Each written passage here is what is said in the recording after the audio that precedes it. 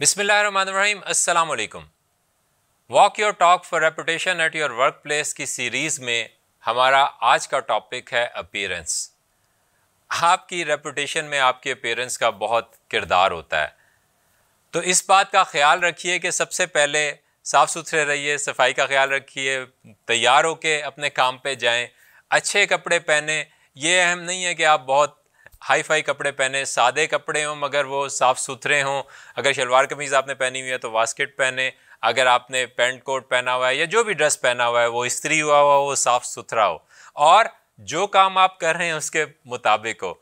यानी कि अगर आपका काम कहीं मजहबी किसी मजलिस में है, उसमें आप निकर पहन के ना चले जाएं।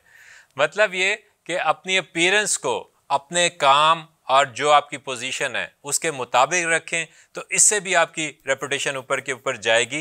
क्योंकि जब आप किसी से पहली दफ़ा मिलते हैं तो लोग सबसे पहले आपकी अपीयरेंस देखते हैं, और जब आपकी अपीयरेंस बदहाल हुई हुई हो तो लोग ये अंदाज़ा लगाते हैं कि यार ये शख्स शायद काबिल नहीं है, अपने काम में ठीक नहीं है, ऐसे मसाइल हैं, ऐसे परेशानियाँ या कुछ और बात है, ख़ुद ही अपने अंदाज़े लगाते रहते हैं। तो अपनी अपीयरेंस पे फोकस कीजिए और अपनी रेपुटेशन को अपने वर्क प्लेस पे ऊपर से ऊपर लेते जाएं। आपका बहुत बहुत शुक्रिया।